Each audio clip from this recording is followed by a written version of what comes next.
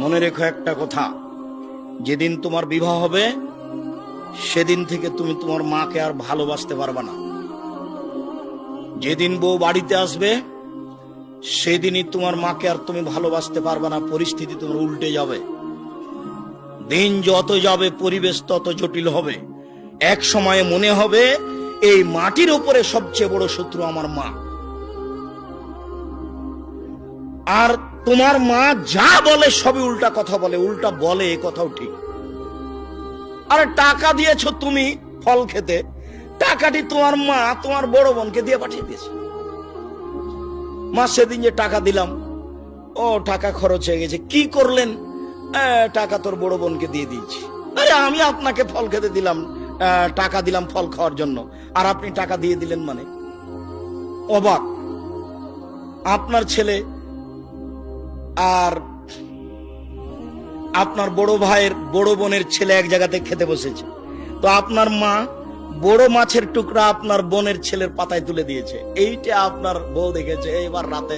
হ্যাঁ, তোমার মা এরকম, তোমার মা তোমার বোনের ছেলেকে ভালোবাসে। আমি রান্না করলাম কষ্ট করে, বড় মাছের টুকরাটা তোমার বোনের ছেলেকে দিয়ে দিল, আমি এগুলো সহ্য করতে পারি না। কত কি! আপনি সন্ধ্যায় এসে দেখছেন আপনার মা বিছানে পেশাব করেছে, উঠতে পারে না, বিছান গন্ধ করছে। আপনি বলছেন, হ্যাঁ তুমি আমার মায়ের বিছানা পরিষ্কার করনি, আমার মায়ের চাদরটা ধুয়ে দাওনি। তখন আপনার বউ বলছে, তোমার মাকে তুমি দেখো, তোমার মায়ের বিছানা তুমি পরিষ্কার করো। ওই ঘরে ঢুকলে তোমার মা আমাকে অকথ্য ভাষায় গালি দেয়, আমি তোমার মাকে দেখবো মানে? আপনার মা অকথ্য ভাষায় গালি দেয়, এ কথাও ঠিক। নেন, এবার কি করবেন? এত কিছু করার পরেও মা যে ঘরে থাকে সেই ঘরে তুমি জোরে হাঁটতে পাবে না। আমি বলিনি, আল্লাহ বলেছে। এত কিছু বলার পরে তোমার মা যে ঘরে থাকে সে ঘরে তুমি জোর করে কথা বলতে পাবে না। ফালা তাকুল্লাহুমা উফফিন ওয়ালা তানহারহুমা, এ কথা বলতে পাবে না। আল্লাহ নিষেধ করে দিয়েছেন, এটা নগদ অর্থ। ঝাঁকি দিয়ে কথা বলতে পাবে না। হ্যাঁ, আপনি এ করলেন সে করলেন, একবারে টোটালে নিষেধ, আল্লাহ বলে দিয়েছে। অকফিজ লাহুমা জানাহাজুল, হাত নিচু করে যেতে হবে।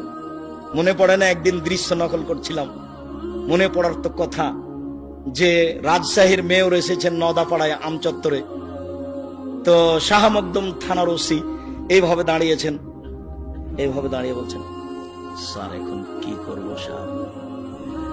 আমি তো দৃশ্য দেখে অবাক হয়ে গেলাম। আমি তো পাশে বসেছিলাম সেই দিন, যেটা ব্যাপার কি, এটাতে ছিল মায়ের জন্য, এইটা কি করে মেয়র পেল? এটা তো মায়ের জন্য ছিল, কিভাবে কিভাবে এখানে চলে আসলো?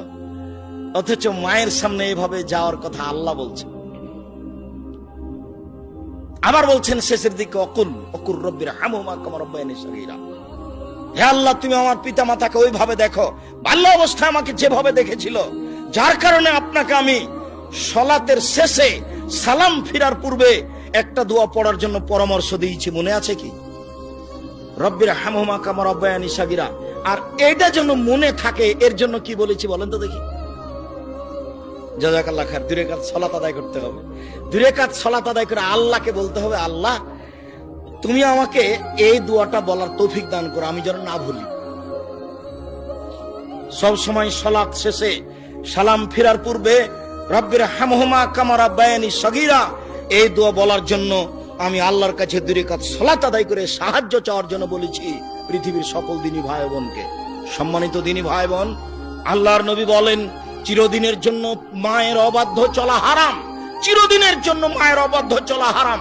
এবারটাই শোনো, আরো তোমাকে সতর্কতার সাথে বলছি, তুমি বারবার পেশাব করছো, তুমি বারবার পেশাব করছিলে বিছানে, তখন তোমার মায়ের জন্য একটা জায়েজ ছিল একটু হাসি মুখে আঘাত করা, এই অত পেশাব করিস কেন রে, এইটা তোমার জন্য জায়েজ ছিল।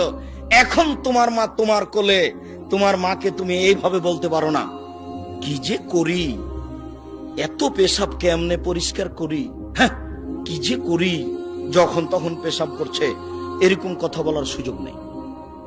একদিন তুমি ছিলে তোমার মায়ের কোলে, এখন তোমার মা তোমার কোলে। গোসল দেওয়া তুমি, কাপড় পরাবা তুমি, কাঁধে করে মেডিকেল নিয়ে যাবা তুমি, কাপড় পরিবর্তন করে দেবা